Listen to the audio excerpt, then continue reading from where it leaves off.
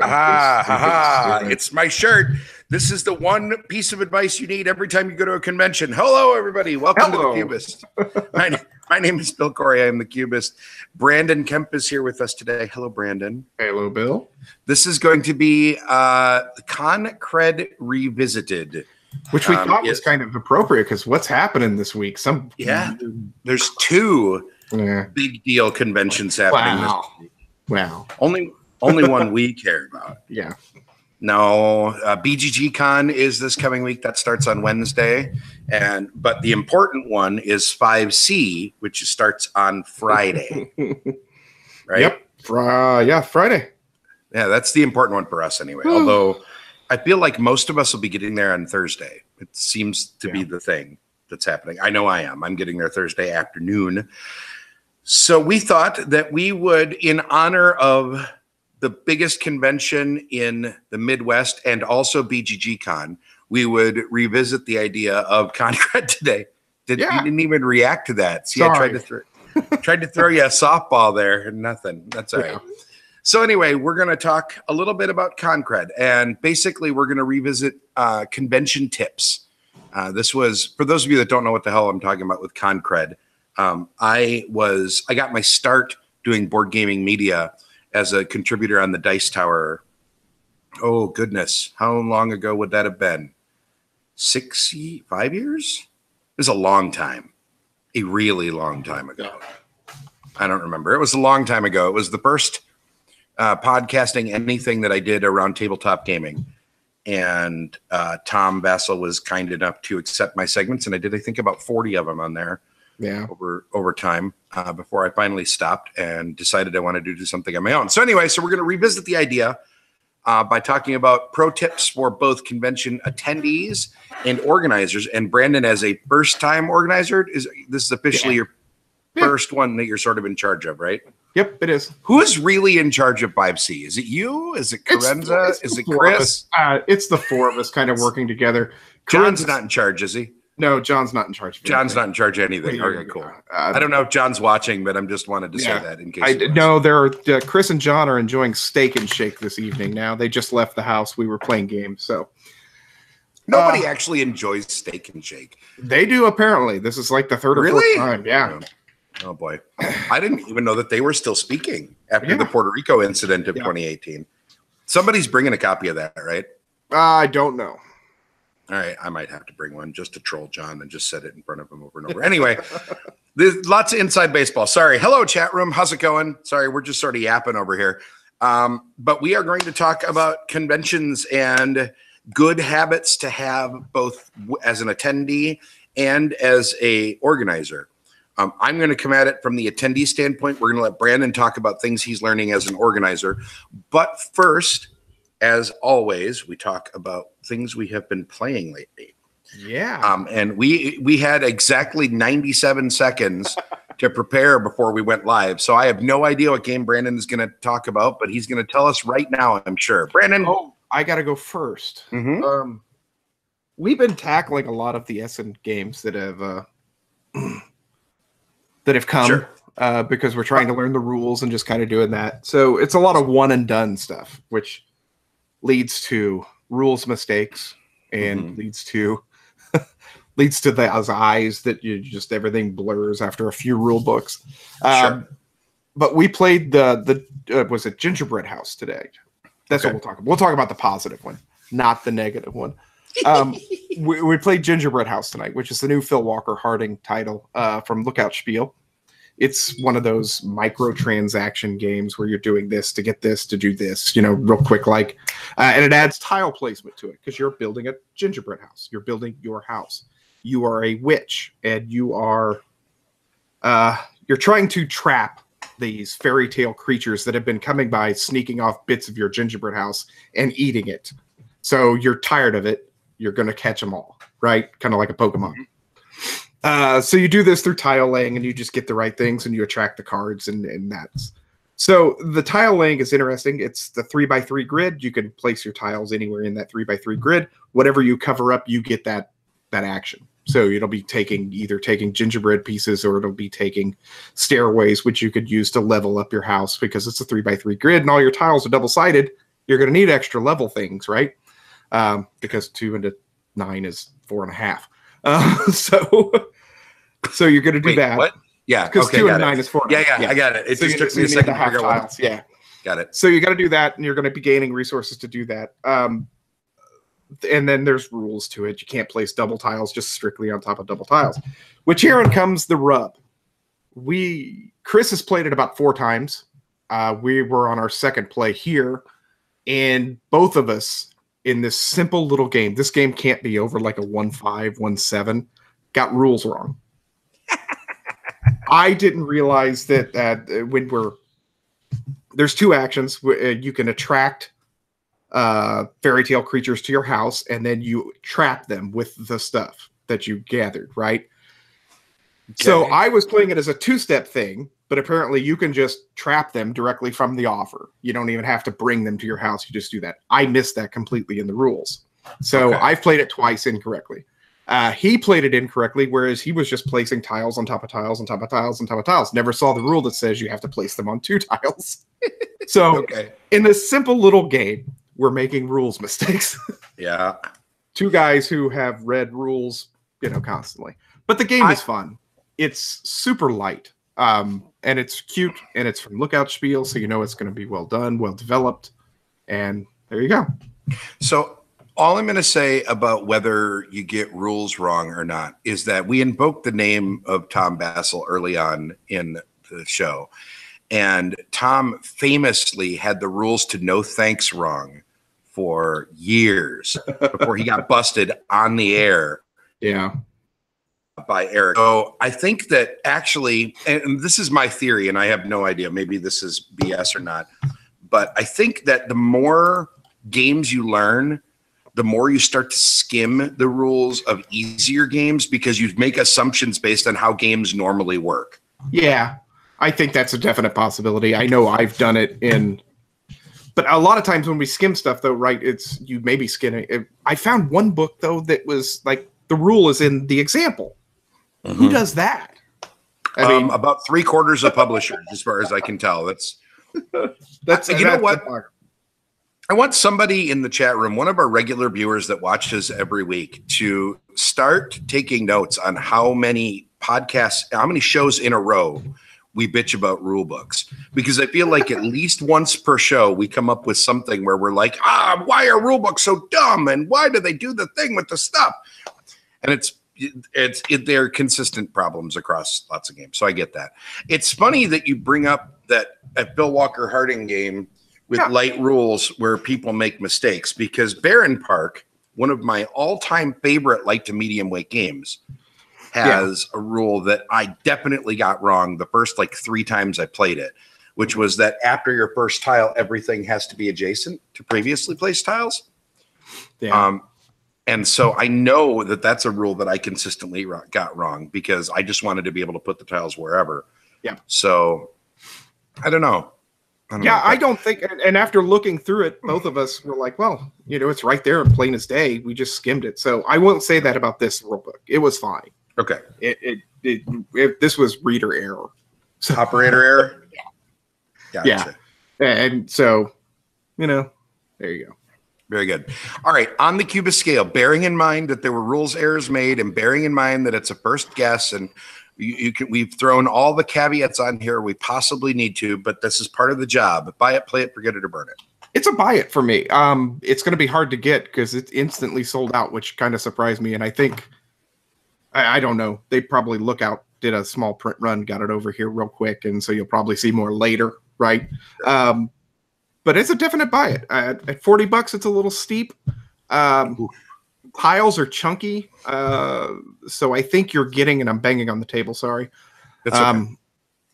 I think you're getting quality components, and I think you're getting a quality game for that price. So, yeah, it's a buy it for me. It is light, so if people balk at paying, I'm going to pay $40 for a 30-minute filler. Suck it. It's a good one.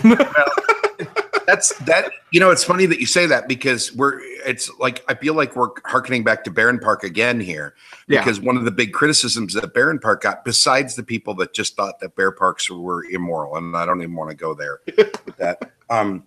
besides those people, one of the biggest complaints about the game was the price point for what kind of a game it was. Yeah. And I was one of those people. I'll be 100% honest with you. I traded for this copy because I didn't want to spend, I think it was like $45 or something like that for it when it was in print. But I was happy to trade for it. So yeah, there's definitely a perceived value in how much money you spend on a game versus how much game there is.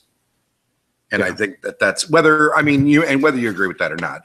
I think clearly you don't, or else you wouldn't have given this a buy it. Yeah, no, I there are certain ones like what was a recent one that came out that's like kind of a 30-minute. Mercado was a Cosmos game, I think, and it came out and we bought it, and I was like all hyped up to play it, and it turned out to be like a 25-30-minute filler that cost me $60. That I'd balk at because I don't think the gameplay was there. This I think is solid, and I think you'll get a lot of enjoyment out of it for your $40. Gotcha. Okay. If you like tile placement, if you like microtransactions, and if you like fairy tale art. Sure. Well, there's always those if you likes on any of our ratings, right? Like and I'm saying that not to you specifically, Brandon, but to people that may be viewing this for the first time. And just as a gentle reminder to all of our viewers that we are always throwing on the caveat of the game, you have to at least be sort of invested in some part of what you know about the game before we tell you to buy it, right? Like we're never, you know what I mean? I just feel like I've caught some flack in the past for telling people to buy games, for complaining or not complaining, but talking about disposable gaming and then saying, oh, well, you keep telling people to buy games. That's hypocritical. No, it's different. You get the idea. So I haven't played squat except Diablo 3 in the last week because I didn't get a game day last week. After the marathon, I didn't really feel like I needed one. But Diablo 3 is wonderful. I just wish you didn't have to be online. That's all I'm going to say. Yeah. I just really wish you didn't have to be online. On the 360, and I love Diablo 3 so much so that I actually almost got me ready to buy a Switch so I could play it again. But I don't know. I don't know why it took. Actually, I do know why it took me so long because when it first came out, it had the live auction house with real money buying items and whatever. Yeah, like that was the big thing. And the last thing I wanted to do was start a microtransaction hobby. Yeah, it's real money. Well, I don't know. That's the Blizzard way. Yeah. Right. Well, it is now. It wasn't the Blizzard way. No. And I don't want to go down that rabbit hole either, especially considering the nightmare of nerd rage that's come out about Diablo Immortal. Well, we could tell them to suck it too. Yeah, there you go. So, but anyway, that's about the only thing that I've played this whole week. I haven't gotten any real gaming in probably all week because I've been prepping for 5C. Yeah. So, for those of you that maybe haven't been paying attention or haven't seen the show in a few weeks or haven't listened to us talk, there's also BGG-Con, that little thing that's that happening other in thing Dallas. Somewhere south in that red state. Oh, we're a red state. I can't even do that. I was going to Somewhere say, down south. you don't get to play that card. I don't get to point fingers. Yeah. No. Anyway, the point, BGG is this week, and I am missing it for the first time in, I think, 4 years because I'm going to 5C. Well, that's not strictly speaking why I'm missing BGG. It is my gonna be just as good treat instead of BGG. But this is a big convention week for a lot of people. Half of my Twitter feed is filled with people complaining about how they haven't finished packing yet, even though it's Monday night and they have to leave in the morning or whatever.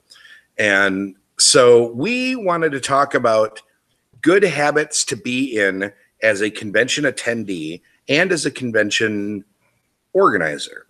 Well, not so much that, because this is the first time I'm gonna screw something up. Right. But I mean, but you are learning lessons as you go already, right? Like there are already things that have happened. Oh, and somewhat, yeah. And I've worked as a convention organizer in the past as well, so it's not like we are completely, off our voice here. So let's start talking about going to conventions. One of the things that when I was doing the Cred segment on the Dice Tower, I used to focus on basically three major aspects: which conventions you should be going to, what to do once you're there, or how to prepare to go to it, and what to do once you're there. And so I think I want to think about those as sort of the three categories of things to think about as you start looking at the convention calendars that are coming out. And I know the convention season is technically, I guess, over at this point. Like yeah, but this has gotten so big. We have local conventions everywhere now. Yeah, there's a convention literally every weekend of the year somewhere. So, I mean, if you want to go to a game convention and you have the weekend off and you're willing to do a little bit of traveling, and I mean a little bit, you don't really have to go that far. You can not go. Anymore. Yeah. So let's talk about why you choose certain conventions over certain other ones.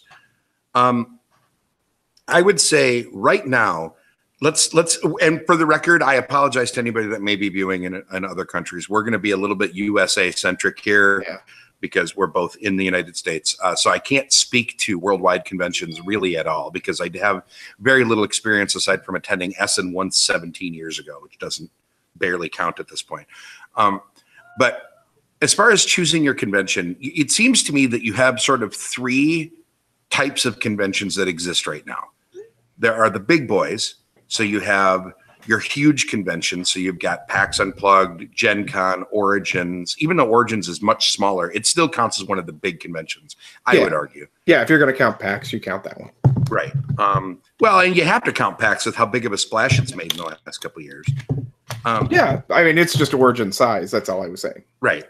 You have your small local conventions. So now we're talking about like 5C, the Gaming Hoopla, conventions, and this metric to me is like the 500 and under crowd. So these are the conventions where you're looking at average attendance of 500 or less.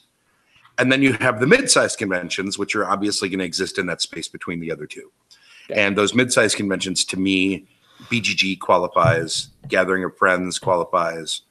There are, a couple other. And you can kind of even break them down a little bit more. 5C is not a public convention. That's true. It's an invite only. It is an invite only convention, and we will keep it that way. That's a good point. So that's the fourth category. Yeah. And we should put Gathering of Friends in there as well then, because that is also invite only. Because that's Alan Moon's thing, right? Yeah. It's Alan Moon, right? Yeah. Yep. Yeah, I don't know why for a second I doubted myself there. But okay. Yeah. So you've got the four types, really. You've got small, medium, large, and invite only. Yeah. And invite only is really kind of its own thing, regardless of size, because, and I almost don't even want to talk about that kind specifically, because if you're going to that, somebody that's doing it, and that's why you're there, right? That's why you're going. Yeah, the reasons for that are already there. So let's talk about the bonuses, the positives and negatives behind all three types. Start with the small conventions. These are your little local conventions. The reason these are probably the easiest ones to get your feet wet if you're not a convention attendee, because you're not going to have crowds of people. They're typically not very expensive. You usually, if you're going to one of these, it's fairly close to where you live. So there isn't a lot of travel expenses. There might not be any travel expenses. It could be, within an easy commute for you, whatever. But there are, so those are your upsides, but your downsides, there's almost never a dealer area of note. Like there might be a couple local stores that might be selling a little bit of stock, but in general, you're not going to see lots of new releases at these conventions. You're not going to see, sponsored events. You're not going to get big flash. Yeah, and I don't see that as a negative. I just see that as a kind of a different aspect to the conventions, right?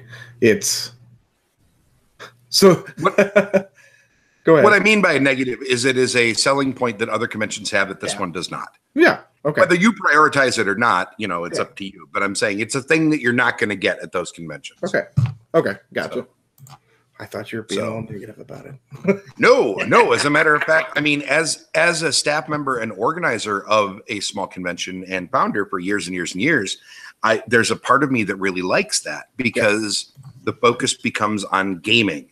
It becomes on sitting down and playing games with people, and oftentimes the same people, and getting to know specific people that are across the table from you over and over again over the span of 2 or 3 days.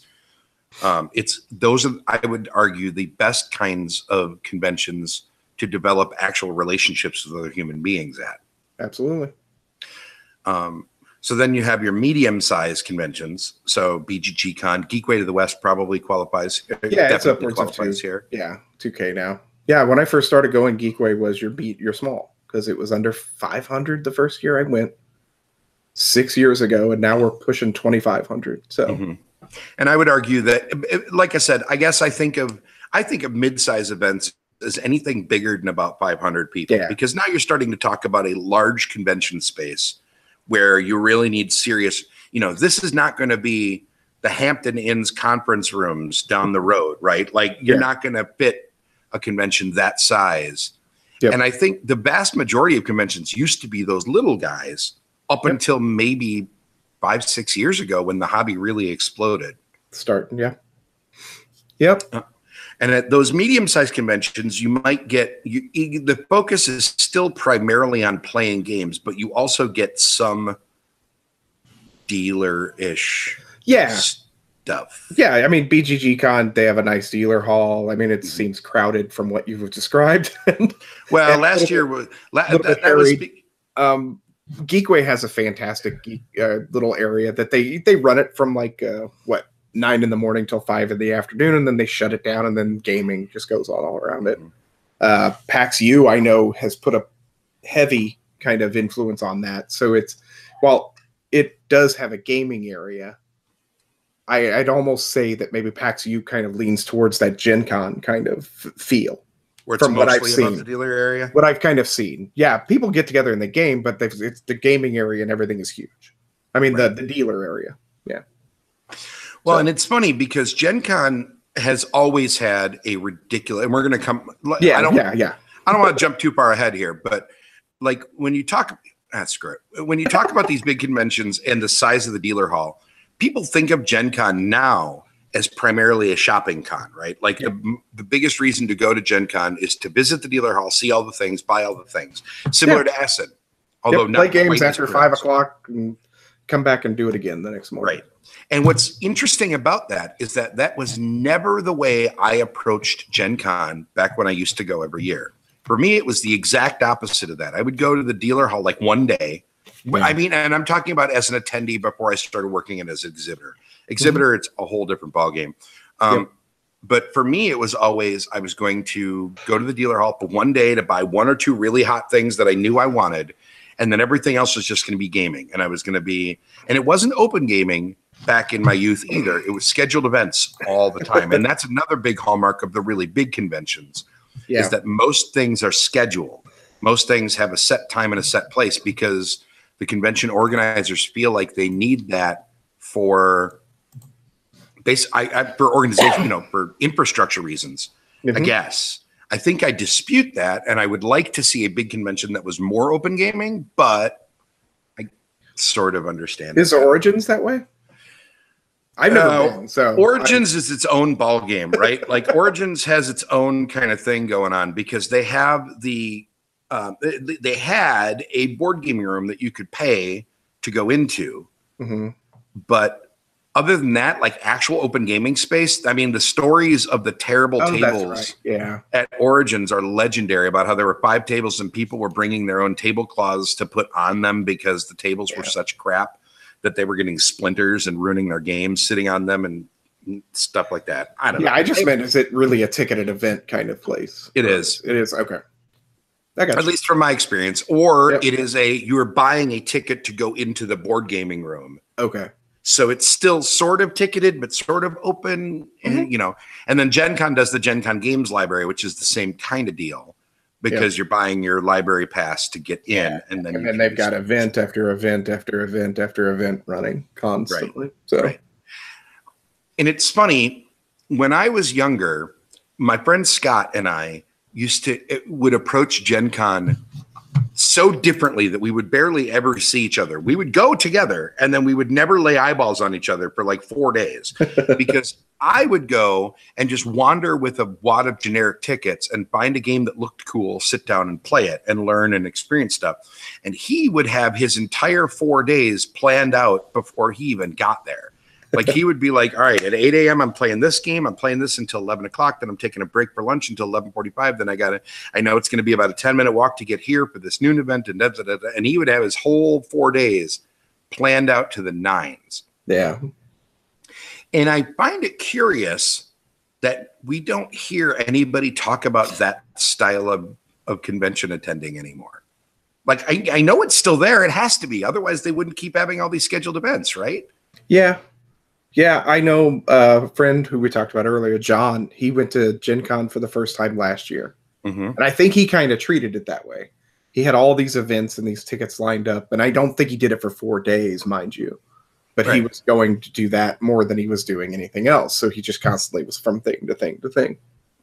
And we didn't let him do that this year. So see, and I guess it's going to be different strokes for different folks, right? Like some people are really going to enjoy that sense of structure and knowing that at any point they are going to have a game they can play. Yeah. But some folks are not going to, really, it's just not going to be their thing. And, like me, as an example, I have no desire whatsoever to sit in to like just rush from thing to thing. That sounds like hell to me. I want to be able to get up and wander off and be like, nope, I feel like going and doing this for a few minutes, and then I'm going to stroll over here and I'm going to do this thing. And I don't want to play that game. So I'm going to wander off. Yeah. I'm sorry. 2 years ago, I scheduled meeting after meeting after meeting after meeting after meeting with people when I went to Gen Con.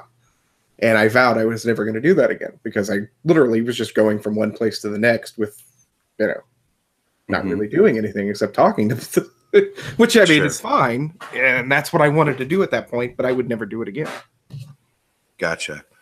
Goodness. All right. So just as a point of clarity, my chat room froze a long time ago and I hadn't seen a single thing that anybody typed up until just now. And I realized I thought it was very strange that I hadn't seen anything from anybody. So that was weird. So sorry. Hi, chat room. I'm sorry. It doesn't look like anybody's been asking questions aside from, so starting tonight, Bill. I don't know what that meant. That was about our rules bitching. Oh, yeah. Starting tonight. Counting it up. Yeah, Ben, you could probably tack on like a solid 3 or 4 just onto the back end of it. Yeah. Because, go ahead. No, I was just saying, I didn't want to bitch about rules tonight. So we never want to. That's the point. We don't want to have these conversations. We would like the rules to just not suck right out the gate. Wouldn't that be lovely? That'd be lovely. Oh, boy. Anyway. All right. Okay. So, you've got, there's your selling points, right? Like your big conventions are going to have killer dealer halls, ton of scheduled events, but open gaming and just spur of the moment, seat of your pants gaming is going to be a weak spot for all of those. And I don't, you can buy, like, I remember when I worked in the Gen Con Games Library a few years ago, we not only sold out of passes, but we had a line waiting to get into the game library. Mm-hmm. So even those places which are set up for open gaming were not truly open because there might not be room, right? There could be limited table space, and there's going to be limited table space at your big conventions. So, it's going to be, go ahead. I think just this year, Gen Con has gotten better about it. I know the folks at a lot of the Punchboard Media folks found like a big open area, like in one of the side hotels. Sure. That Gen Con had just said is open gaming, but they never really advertised it. Yeah. So it was just go in, plop a seat down. BGG is running their hot games room, which is a ticketed thing now. It is? Yeah. That's new. Okay. Well, it's been ticketed, but you buy it in blocks of like 2 or 4 hours. I forget what it is. And you just go in and play. So you got your pickup gaming there as well. I will say it has not been because it was the last 2 years. It definitely was not last year. No, at Gen Con, not BGG Con. There we go. Okay. Yeah. I thought you said BGG. Sorry. Yeah, it is it's the BGG hot games room that they run at Gen Con. At Gen Con. Got it. Okay. I'm better now. Sorry. There we go. Nope, we're good. So that was fantastic, and you could just basically get in there and pick up games there too. But so Gen Con, I think, is getting better about the open gaming. At least I saw it more this year than I did in the past. Well, they're learning, maybe. Well, and I think that we're seeing a little bit of a sea change in the hobby overall, right? Like, if you are, and I think this has something to do with how the focus is moving towards session-based games versus campaign-style games, because, and this is going to be a little bit esoteric, sorry, but if you are a role player Okay, if you're an RPGA member where you're playing your same character and you want to level them up by playing 5 or 6 different scenarios or whatever, or you want to learn this new system, or you know that the designer of this game is running an event about their role-playing game or whatever, you have to schedule that stuff because you can't just find a pickup D&D game by strolling around, right? Like you need enough people. You can't just grab a box and sit down at a table and expect to have a D&D game in 15 minutes. It's not going to happen. Yeah. So as things have become more session-based, where I can just take this box, sit down at a table, set it up, and hold the box top up, and in 10 minutes I'll have a couple people that'll sit down and then I can just play. That lends itself to a different style of gaming. And so I think that the trend towards open gaming has been more pronounced as tabletop gaming has become a bigger deal. Yeah. That's my theory anyway. Sounds legit. Yeah. I'll buy it, Bill. There you go. Good. Good. Thank you. Somebody agrees with me for a change. I'm used to everybody arguing with me, damn it. So I think that that's the big part of where we've seen this sea change. So, all right, so let's move away from which convention to go to, and let's start talking about how to prepare to go to it, like the things that you should be thinking about before you actually get there.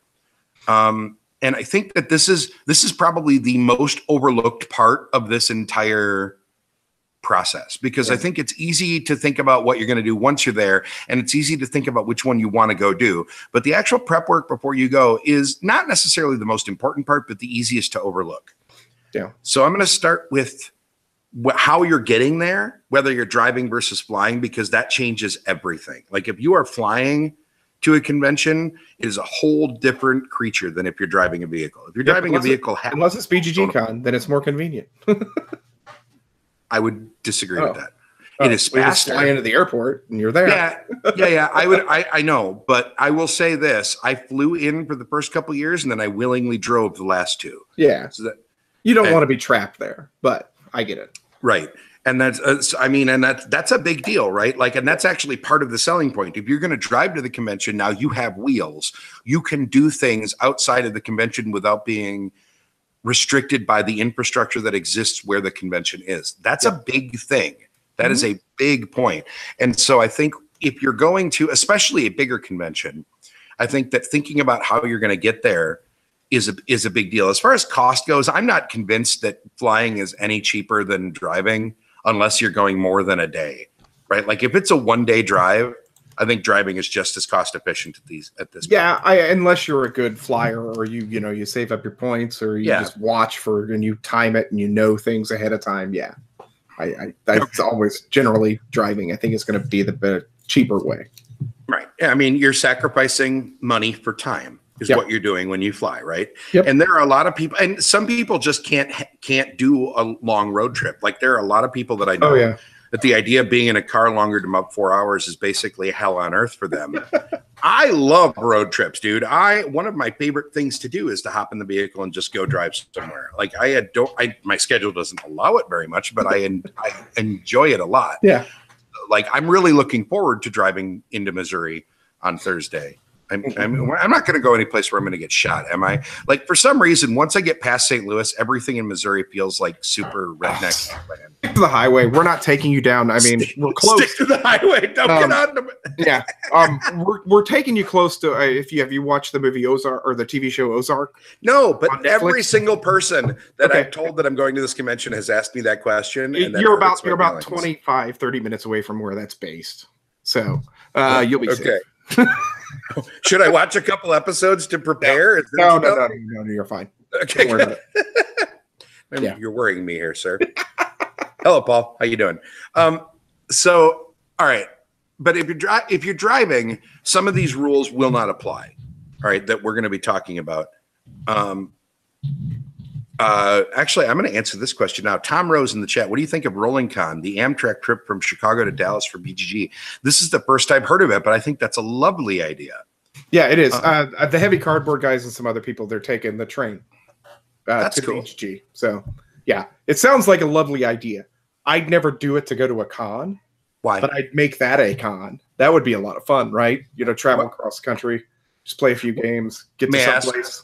May I ask why? I don't know. I just think it would be too much. 4 games for, but I'm not. I think if don't try to say you're not a hardcore gamer as we look in the camera. I'm not. Hang on. I'm gonna focus the entire show on you for a second, so we can look at the piles of games behind you. They're just games. It's something you'll talk about while you're at a convention as well. It's too much for me to sit there and just keep playing and playing and playing. I can do 4 days just fine. You tack on that 5th or 6th, I'm probably a grumpy, bitchy person, starting the next day. So, I mean, I was going to say that you're going to, I don't feel like that's going to change much, but all right, that's fine. Like I said, it'd be nice. Take the train somewhere, play games along the way, have a vacation, take the train back, play a few games. I think that would be fun. See, and I think that's because the way that I approach conventions once I'm there, and we're going to come back to this a little bit, is I very regularly take breaks anyway during conventions. I try not to bounce from game to game to game while I'm at the convention. I get up and I walk and I go, take regular breaks and whatever. And so for me, I don't get burned out like that easily because I'm more than happy to wander away for 2 hours anyway, right? Yeah, also part of it is I'm playing heavier games when I go to conventions usually than I play when I'm sitting at home. Well, that part's not true for me. I play. No, I know some people it's not. It's not true for the folks of heavy cardboard. It's not true there. But that is for me. My heavier games get played at conventions. Right. And so Tom, to sum up, I would like to see a Rolling Con kind of thing again, as a destination, as the train trip itself is the destination, not going to a convention. Absolutely. I think I agree with that. Make it like a cruise, right? The gaming cruises they do. That was the first thing I thought of, is that I think I'd rather do the cruise, just because I would rather, if I'm going to take my 2 hours away or whatever, be able to go sit on the deck of a cruise ship and look at the ocean rather than go to a different box that I'm rolling along. Can we just complain about Amtrak for a bit? Because I was going to do Amtrak from here to Gen Con 1 year. I can't take a direct thing. And as a matter of fact, I have to hop on a Greyhound for part of the trip. No. So let's get that situation straight and then we'll do it. Yeah. Well, I mean, we could have an entirely non-game related conversation about how the infrastructure in the middle of the United States is kind of screwed when it comes to mass transit anyway, but that's a whole different thing. Oh yeah. Yeah. Now here, I tell you what, Tom Rose, I would like you to be in charge of this. I would like you to organize a convention that starts in Chicago, goes through Jefferson City, and ends up in Seattle. I think Seattle is the right way to go here. Because or out west, Colorado, Nevada. Well, no, a stop in Colorado for supplies and then go to Seattle. Maybe that's fine. But I would love like 2 or 3 days on a train. I think would be a lot of fun with sleeper cars and whatever. I think that would be a lot of fun. That actually sounds like a cool thing to just organize with some of my friends, right? Like that would be a thing that I feel like you get 10 people together and you'd be like, hey, this is the thing we're going to go do. Yep. And I wonder how much coordinating they had to do with Amtrak, or I haven't read anything about it. I just saw that they were doing it. But I imagine there's not a whole lot. I don't know what they're like. So I like it. Well, Tom is apparently on board with the idea, which is good. I expect to be invited as the very first guest of honor, since it was my idea. That's all I'm saying. Other than that. So, all right. So preparing for the convention, we're way off track. Yes, we were. Sorry. That's all right. No. Tangents are sort of our specialty. That's a kind of a thing that we're really good at. If you are flying, I'm going to assume Amber's in too. I like it. Chicago, Denver, Seattle, and fly home. Done. Yep. There we go. Perfect. I'm in. I'll do it. All right. So if you are flying, and again, I'm talking about flying, not driving, because most of these restrictions do not apply if you're taking your vehicle. But if you're flying to a convention, a couple of big things that I think you need to think about. First off, packing. Everybody wants to be comfortable at a convention. Everybody wants to wear their nerdiest, awesome shirts that, say funny things about whatever or have meeples on them and that kind of stuff. And that's all well and good. Nobody cares about your shirt at a convention. Like, wear whatever it is you want to wear. Good for you. That's great. Be you. I am not in any way saying you shouldn't wear those things. But no, you can ride with me, Amber. I'm right here. Here is me. And why would you have to fly to Chicago? You live in Milwaukee. Anyway. Anyway, but pack good shoes. I am going to hammer on this point for the rest of my life. One of the worst convention experiences I've ever had in my life was the first year I went to BGG and I took flip-flops because I was so excited that I was going to go someplace warm, and I wore shorts and flip-flops for 4 days, and I have never had such swollen, sore, miserable feet as I did by about day 2.5. My feet looked like hot water bottles. It was terrible. Yeah. I'm a big guy to begin with, and there is nothing in the world worse than hobbling around looking like you are, have just emerged from a torture chamber because you can no longer walk or stand up straight because you have not worn sensible shoes. As dumb as that sounds, do it. Yep. Each of the big cons I've gone to, and I don't count Geekway because I do an awful lot of sitting down at Geekway, right? I don't walk around much. Gen Con or anything like that I go to, I always buy a new pair of shoes, usually about 2 or 3 weeks beforehand, because you want them broke in. You don't want to be breaking them in when you go. You don't want to walk. I want to say my steps were right at 27,000 each day for Thursday and Friday at Gen Con. So, wow. See, and I would say that even if you are going to do a lot of sitting, still wear good shoes, because if your feet will swell up as you're on your ass for 6 hours, right? Yeah. Like your feet, I mean, you lose circulation to your legs. That's how that works. That's why they tell you to get up regularly, because it's good for you. Yeah. And conversely, it's very bad for you to just sit for long periods of time. Your feet will hurt just from sitting if you have crappy shoes on. Like they just will. You get up and then you're going to be miserable. And I know that I'm coming at this as a grumpy old man with a gray beard and, and overweight and I'm out of shape and all that other fun stuff. But it's not just me. I promise. No. Just smart shoes are your number one key. Number two, I would argue, and let's bounce this back and forth, because otherwise I'm just going to go up on 74 rants in a row. What would be your number one tip for packing for a convention, Brandon, that you're going to fly to? Packing for a convention? You get that you're going to fly to. Yep. I always go minimalist. I pack just what I need. Don't overdo it. But I think that kind of comes with the territory, right, of flying. You're not going to be able to bring those 3 bags unless you want to pay the baggage fees and things like that. So that's one thing. I don't know. Just always double check. Make sure you've got your toiletries, man. Hotel deodorant's expensive. Yeah, deodorant. It's actually, most hotels give it to you nowadays. Like, do they? Most of the big hotels that I've stayed at have a little card in your bathroom that says, "Hey, did you forget a thing?" Send us up there. Geekway, a couple of years, I literally left my bag at home that had all my toiletries in it, so I had to go and buy it there, and I didn't feel like driving into town. So, yeah, that sucks. Yep, that sucks. Here's a weird pro tip. Yeah, we're gonna come to hygiene in just a minute, because that's gonna be a thing once you get there. That's going to be one of your big. We'll talk about the 6-2-1 rule in a second here. Here's a packing tip. If you have a luggage set that has a carry-on bag and a regular suitcase that are part of the same set, so the carry-on bag will fit inside your regular suitcase, okay?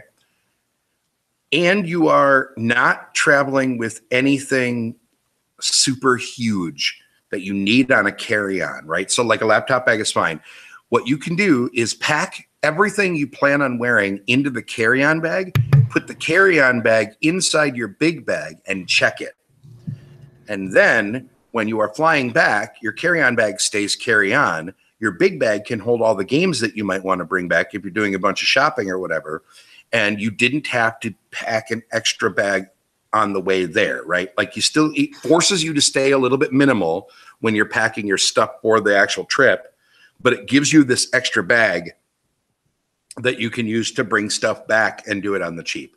Mm-hmm. And pack a blanket around your carry-on inside the big bag. So it would be you're like a 3-layer burrito here, okay? Your outside tortilla of your burrito is your big main suitcase. And then inside that is your carry-on wrapped in a blanket. The reason that you use the blanket is because that way you can pad the outsides of your games on the return trip. That is a little bit of extra padding, because people that handle baggage are jerks and don't pay any attention to how they're treating your bags. So if you put that blanket around there, then you'll have the blanket when you get there. You can use that to pad stuff on the way back. It really works. I am also hungry, Dan, which is probably why I thought about a burrito. There you go. So. All right. So you packed good shoes. You have your extra bag there so you can carry all of your games home. You got everything you need. You remembered your deodorant and your toothbrush so that way you're not forced to smell weird when you get there. You get there, you check into your room, right? Is that the first thing you do? Absolutely. If you can. Yes. You time it so you can, right? Like, no, this is what I mean. Don't arrive at Gen Con Thursday morning at 10 a.m. with your bags, right? Like, this is the next problem because all you're going to be doing is pushing bags around a huge hall for 4 hours and you're going to make yourself and everybody else miserable. Like, plan for that check-in time, I think. Yeah. If you can. Check into your room immediately. If you can. And sure, there might be reasons why you can't, I suppose, but I would say they are mitigatable, and I think you should do it. Anyway, but that's just me. Check into your room, and then go have a great time and follow the 6-2-1 rule. I've talked about this on every show and article. Chris Ray's article on Opinionated Gamers talked about this as well. Hello. But it's 6 hours of sleep, 2 solid meals, and 1 shower every single day that you are there. And some people, every time I give this rule, somebody tells me, well, I don't need 6 hours of sleep. I can function just fine on 4. I can do just great on 4 hours of sleep. I really only eat 1 meal a day anyway. I don't care. Trust me, 6 hours of sleep, because you're not actually going to sleep all 6 hours anyway. One of those hours is going to be you trying to unwind and whatever. Give yourself 6 hours of blocked off rest time. Give yourself 2 real meals, like away from, I'm not talking about shoving an entire hot dog into your face while you're taking your turn on Through the Ages. I'm talking about an actual meal where you go away from a game table and you sit down and your only focus is on food and possibly people. 2 of those and 1 shower. Use soap and hot water. Wash your hair. I hate that we have to have this conversation in 2018, but I get it. I used to be that guy too. Nobody likes people that don't take care of their own hygiene. Take care of your hygiene. If you catch yourself being up way too late, run back to your hotel and freshen up for a few minutes. Everyone will appreciate it.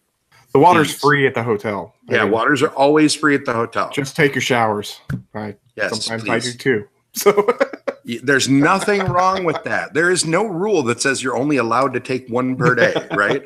Yep. Like, nobody made that rule. They don't charge you for any of that stuff. Yes, no, you have to wash all of it. All of your parts, Tom. I mean, you know what? You don't have to. You do whatever you want. But by day 3 of the convention, when people don't want to sit with you anymore, and you have to beg people to play the hottest new game that everyone else seems to have no problem getting a full table. And I'm I'm kidding. Obviously, I'm not pointing this at Tom. But yeah.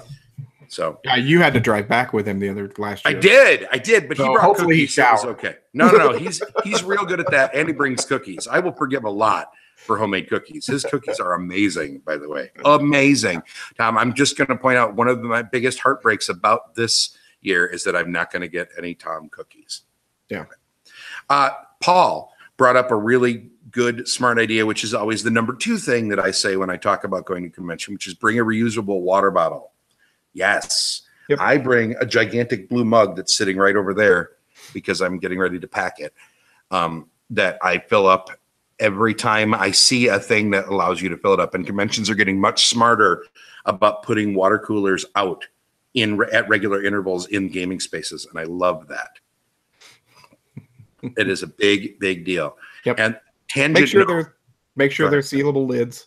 None of those open lid things, and just Well, here's the deal. If you want to just use an open lid thing, it's on you, right? Like, most of the time people are not that stupid, but be aware of your surroundings. Like, if you're in a super cramped area where people are constantly hip checking your table, that's not a good plan, right? Yeah. Like, just be aware of Yeah. No, it depends though. Like BGG Con, it's not usually very much of an issue because aside from the day that the main like ceremony happens on Saturday night and everybody's jammed into that one room, usually it's pretty chill, right?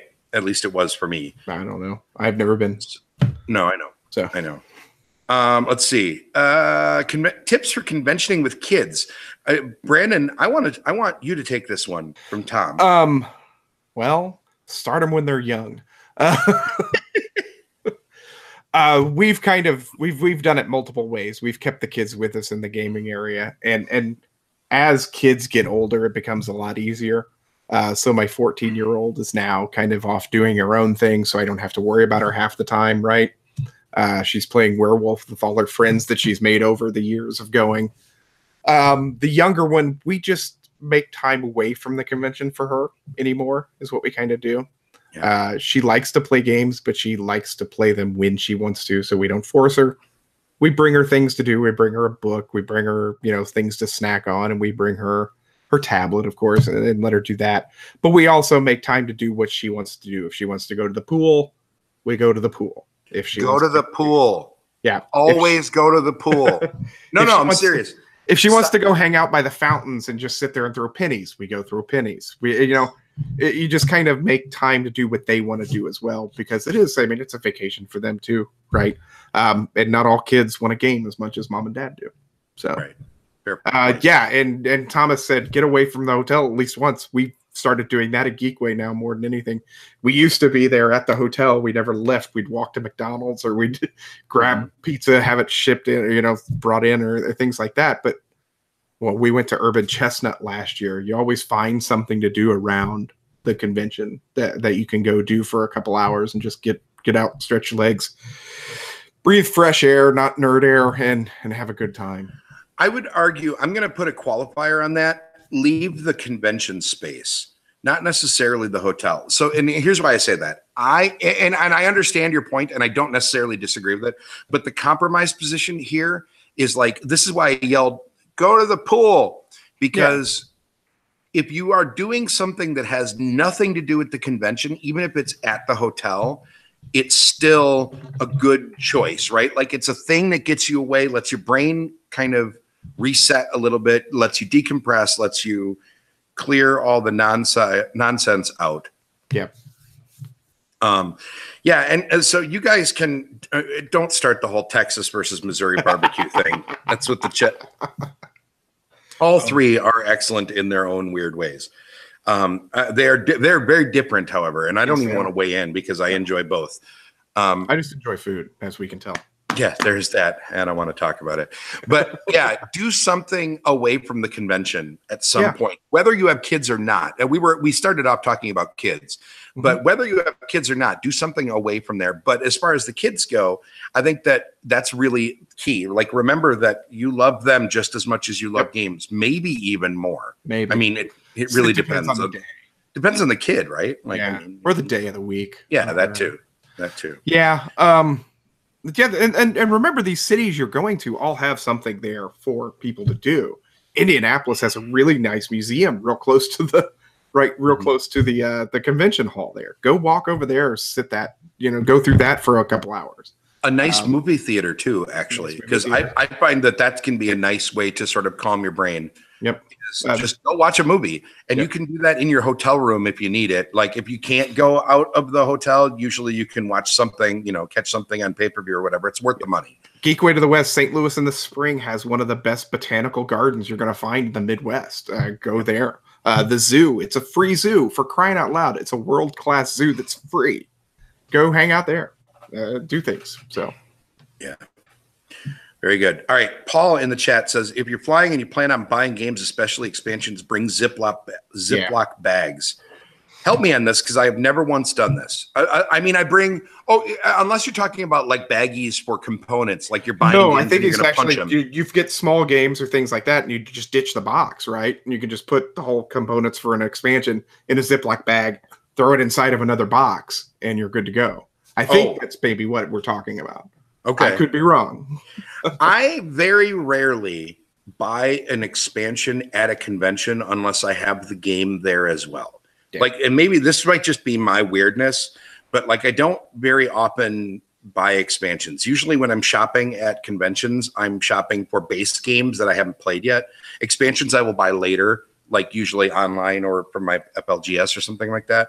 But apparently you nailed it with Paul. That's what he was talking about. Yeah. That's a great tip. That is not something I will probably ever do, just because my shopping habits are different than that. Yeah, we just went through it with Essen for Chris. We basically measured out all the games and knew what games could fit inside of games and how much suitcase space he had. So we did a lot of that stuff. Tom, I do let my kid bring a tablet in and play it. If anything, she enjoys doing it, so it doesn't bother me that much.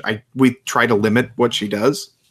We don't let her just sit there for hours on it, right? If that makes sense. But yeah, I don't see anything wrong with letting your kid bring a tablet in and watching their YouTube videos or watching their Nickelodeon or their Netflix or whatever they're watching. Yeah. Yeah, no, I get it. And I think that the whole kids have screens in front of their faces too much thing is that's a legit thing. It's a valid concern, but this is not. I think a time like this, when you have a kid that may not be at all invested in what you are doing, this is not the time. This is not the hill to die on. No, at a convention, and like I said, it's their vacation too, right? We're taking them. They're getting out of the house. They're getting away from doing things. Let them do things that they enjoy. I mean, that's just me. I'm not a perfect parent by any means. I will say that I don't know if you're aware of this, and this is just a weird thing that I stumbled across in the newest version of iOS. So if you were talking about an iPad, not an Android tablet, I can't speak to Android. Your screen time stuff. Yep. Screen time is a new feature that exists on there that can allow you to, I think, limit the amount of time that it can spend on any given app. Yep. So if you are really concerned about it, there's a hardware solution for you as well. Yep. But I would like to also point out that if they are using your tablet and not their own tablet, then your tablet is also something that is useful to have at the game table anyway. It can this is another thing that I was going to point out anyway, is I think that bringing if you have an iPad or a tablet with the keyboard, bring it and pack it along with your games. And the reason, don't tell your wife about screen time. Nice. The reason I say that is because A, there are a fair number of games that use apps that it's handy to have them there. B, it's nice to have instant access to BGG on something bigger than your phone screen in case there's a rules problem while you're playing games, right? And C, you can use it for downtime, decompression, entertainment for yourself, you know what I mean, without having to wander long periods away. I think that I bought an iPad specifically to take to conventions. The main reason I have it is it's my travel electronic device, because I would rather have something like that at these things. So yep. And it's always nice to have a calculator. Yeah, having a gigantic calculator isn't the worst idea either. But I mean, the number of games that have really good smartphone and tablet apps to go along with them to make your gameplay easier is getting bigger and bigger all the time. Like, we would be lost in our Gloomhaven campaign without it. Yeah. Like, my iPad's a lifesaver during that thing. And there are a lot of games like that. XCOM is a great example. There's a ton of them. So okay, Bill, leading up to going to a convention. Yes. That week beforehand, do you do anything differently? Do you? No. You don't. Okay. No. I always try to sleep more. I make a conscious effort to go to bed earlier. I make a conscious effort to. So I have chronic insomnia anyway. Yeah. So I sleep as much as I can, as often as I can, all the time, because I never know when my brain is just going to say, screw you, you're not sleeping now for a day and a half. So in general, I try to sleep a lot anyway. But I will say that if you are not me, then go into the convention rested. Don't go in exhausted. That's the one downside for me driving to BGG is I'm tired when I get there. Now, having said that, I just thank you. Yeah, you miss that you don't have to get up at 3 to meet me. Oh, well, that's very sweet of you. Thank you. I don't miss having to get up that freaking early. I'll tell you that. But yeah, no, I do agree. Definitely go in rested. Yep. And I even I even alter my diet a little bit. I eat a little healthier going into it because I know I'm going to treat my body like crap. That's fair. For 4 days, I'm going to eat what's convenient. Sure, I'm going to go out to a restaurant and stuff like that, but I'm still going to be bad. I think I eat healthier at conventions than I do at home. I really do, because at conventions I will be like, I really want a salad. And because I force myself to go out and go to restaurants, I will tend to eat healthier options. Now, I'm not talking about like when I go to BGG and, Heart 8, or when I go to, Sugar Prayer or whatever. So no, I do a lot of, I'm going to grab nachos if I can. I'm going to grab the hot dogs or whatever. Yep. So yeah, before leading up to it, I try to eat, as best as I can. I don't go out and eat. I don't eat my McDonald's. I don't do that kind of stuff. Very good. The sleep, I try to drink more water leading up to it. I treat it like a training kind of thing sometimes. That's it seems fair. like, but yeah. And we can't beat that drum enough. Drink water primarily at conventions. Try to avoid energy drinks. I mean, you have one if you really want to, but try not to mainline that crap. It just makes you feel like shit. All right. Real fast, a couple things that have been brought up in the chat room that I want to touch about on hand sanitizer. Absolutely. Bring a small thing of hand sanitizer. They make them on lanyards. I think that's a little bit of overkill, but a tiny little bottle that you can stick in your pocket or purse or whatever, or your game bag, whatever it is you want, I think it's an excellent idea. You should be washing your hands all the time anyway, but you never know who isn't. So hand sanitizer can absolutely help. Bring cough drops. That's a darn fine idea, especially if you're going to teach a lot of games. Yeah, I agree.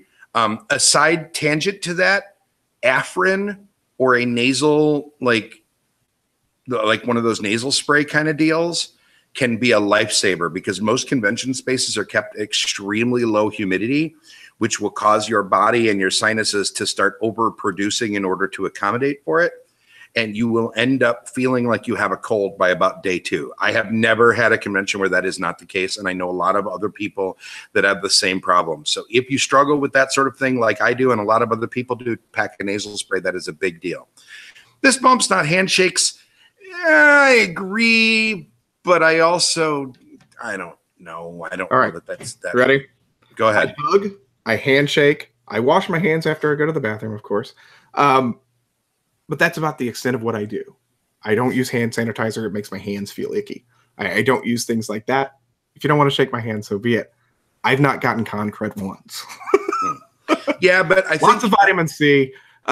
Just keep yourself healthy. And I've gotten sick at conventions before, and I don't. But I think that there is a certain level of beyond. There's diminishing returns when it comes to how careful you are about the stuff, right? Like having a little bit of hand sanitizer. So if you're around somebody that you watched them walk out of the bathroom and then they grab your pieces, that's fine. You know what I mean? I'm good with that. Some people aren't going to want to use it. That's fine. Handshakes as opposed to fist bumps, I don't care either way. I'll do whichever one you stick your hand out for. Yep. You come at me with a hug, I'm going to hug you. If you come at me with an open hand, I'm going to shake your hand. If you come at me with a fist bump, I'm going to do that. If you do the elbow thing, I'm just going to look at you weird because I don't know what the hell that is. Have you ever seen that? Is that a new thing? Isn't that an old thing? Isn't that the old Bash Brothers thing from the A's back in the 80s? McGuire. No. This is new. This is like this year. Oh, I don't know. People didn't even want to bump fists. They wanted to bump elbows. And I'm like, this looks too much like a pro wrestling thing. I don't want to take an elbow. You know, face. I'm good. We worry so much about things like this. We make ourselves sicker. Yeah, I think that's legit. When I did that article with Chris, and I pulled it up here, and I haven't had to look at it once because I feel like I have this conversation so much. The last tip, he asked me at the end, what advice would he give a new gamer, meaning somebody who's played a few modern games, but just getting into it? This tip, however, I think should be the center point of every person's convention experience, which is you are there to have a good time. Do the things that will help you have a truly good time, not just fun for 5 minutes, right? So like if scheduled events sound like they're going to be amazing for you, sign up for 1 million scheduled events. Do that. If you just want to wander around the open game area and hold up a box top and get people to play Tzolk'in with you for the 47th time, do that. That's great. If you want to do like one of my tactics, by the way, especially if you suffer from social anxiety and you have a hard time talking to people, if you want to force yourself into that, and it's not easy for everybody. And I know that not everybody's, some people are going to say this is terrible advice for social anxiety, but whatever works for me is I will wander around the open gaming area if I don't know what I want to do next or I don't have anything set up, and I will look for teachers wanted signs. I will look for people that look like they are staring at a rule book of a game that I know. And I walk up and say, hi, I'm looking for a game and I happen to know how to play that. Would you like me to teach you? And if you do that, that one trick right there will make you a lot of friends. I'll tell you that right now. Like, you will meet people, and you'll meet some idiots. You'll meet some people that you're like, well, I never need to play a game with that person again. But by and large, people are so, like, everybody's there to have a good time and to relax and to enjoy themselves. What do you, we adjust play style at conventions? You play faster, especially with new to me games. No, I probably should, but I don't. I'm always self-conscious of it when I play with folks that I don't know. So yeah, I do. I play faster and just kind of go with my gut and just tell myself, I'm just learning the game and meeting people. So yeah, I do adjust my style a little bit. That's a really great tip that I've definitely never consciously done, and I might have to think about. That's a really good idea. Yeah, no, I don't do that. What I do, however, is I force myself to get out of my comfort zone and play new stuff at conventions. I force myself. So we're gonna make at 5C. We're gonna make Bill play all the light games. That's what. Yeah, I'm expecting. That. By the way, can I just show you guys one of the coolest things I have ever found? Oh, nice. A legit printed Pinochle score pad I found on Amazon for $6 with, what is it, like 100 pages on it or something like that. And it's actually perfectly formatted. So no matter which weird version of Pinochle you play, it'll work. Like, it doesn't make any assumptions on rules. It's great. Yeah. I just realized that this is the wrong Amber. I thought it was a different Amber in the chat room. Hi, Amber. I'm an idiot. How's it going? I definitely said that you were the wrong person before. Sorry about that. Anyway, hello. I'm dumb. Yeah, no. She's probably like, wait, why? I'm from Milwaukee? Yeah. I'm an idiot. I was thinking of somebody else. Sorry. Anyway, yeah, just no matter what you do, no matter what prep work you do, try and always remember that you are here to have a good time and you are here to enjoy yourself in the company of others.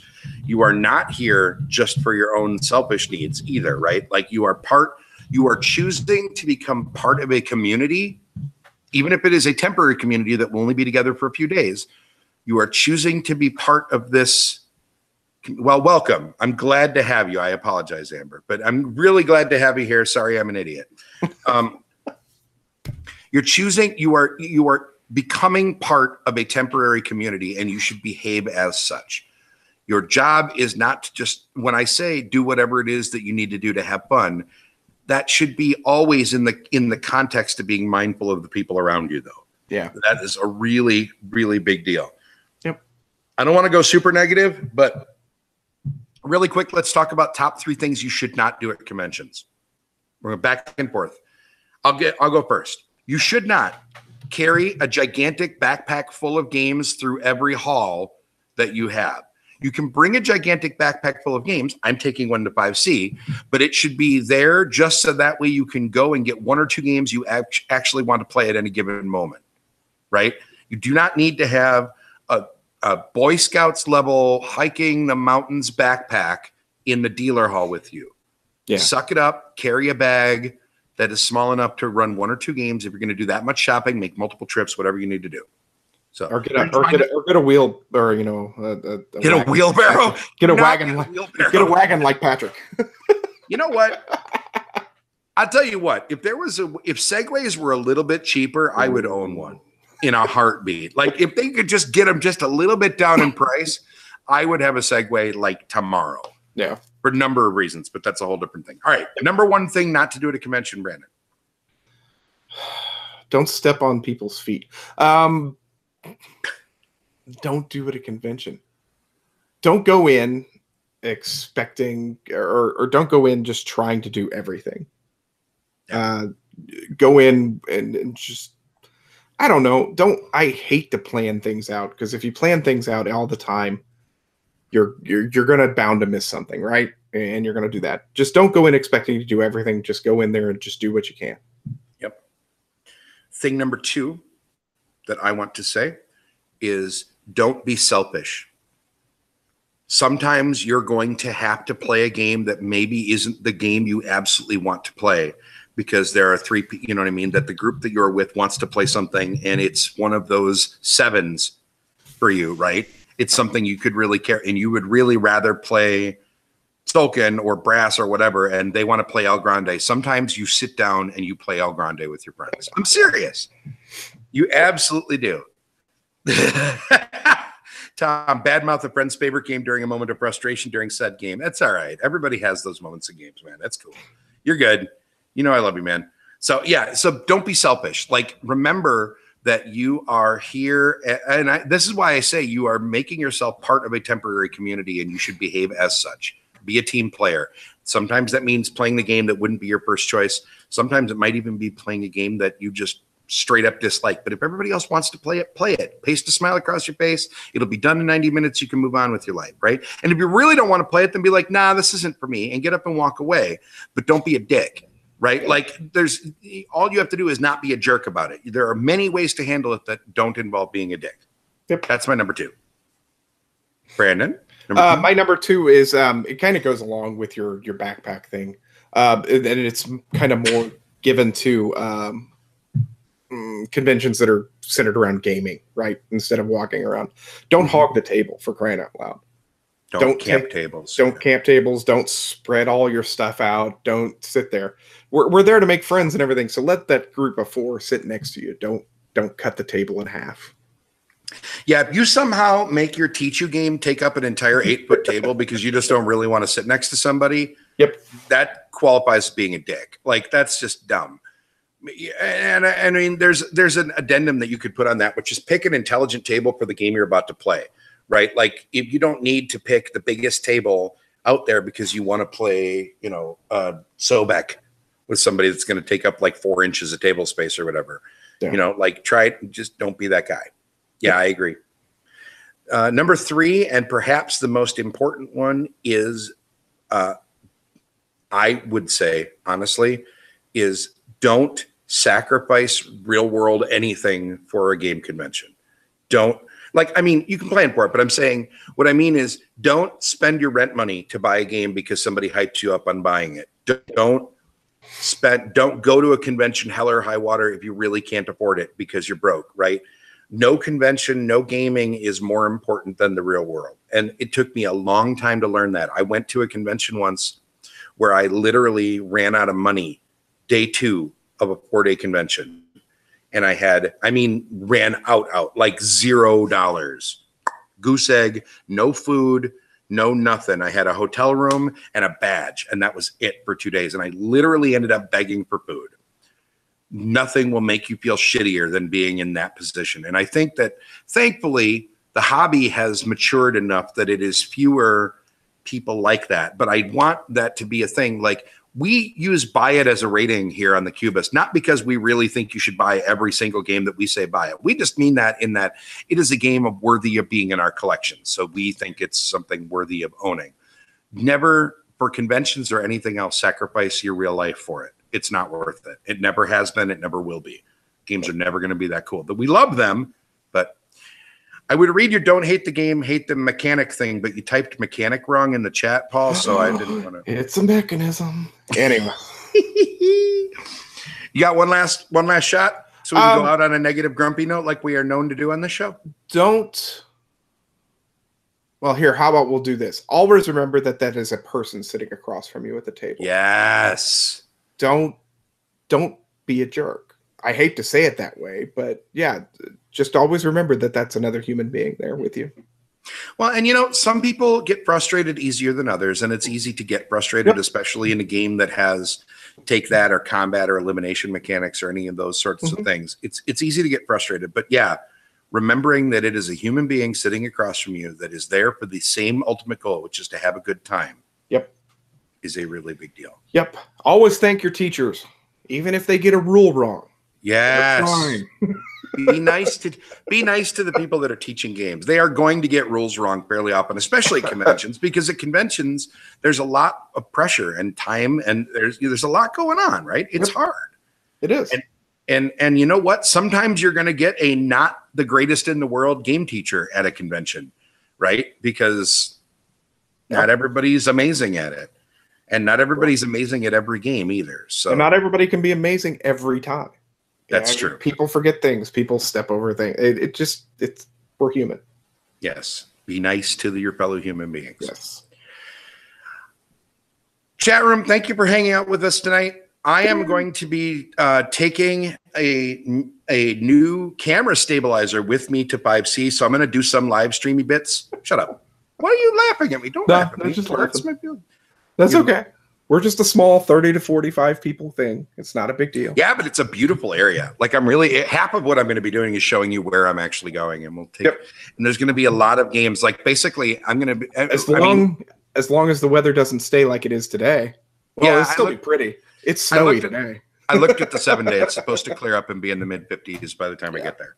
So, for all of you going to BGGCon, I will miss you very, very much this year. Brandon, is Fuji still your top Essen game? I don't get to play it. He hasn't played it yet? I don't get to play it. Well, because of the simple fact I opened the box and I'm missing dice. What? Yep. So I'm missing dice. I've sent an email out to Fuhrl and Spiel. So hopefully, even though the response was in German, hopefully they understand my English.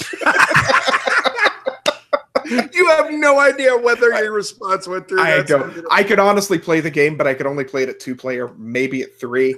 I have to. Oh God, yeah. I have to nitpick and things. So this is super stupid. I love this. That was like my number one game. That and Pandoria probably were. Your most anticipated game, you mean? Yeah, and I haven't played it yet because I'm so irritated that I'm missing dice. Nice. My number one is still the number one I'm looking most forward to is Futuropia. It's the one I've heard the least about too, so I'm really excited. Chris gave us a warning that the book is awful. Of course it is. So you may be in charge of reading it. He still hasn't played it. Honestly, the best one I played so far, and I hate to say it, is The Boldest. It's really good. Nice. So, Paul, thank you. We didn't have Chad here heckling us. We are, and we have forgotten a couple weeks in a row because things were so mumble.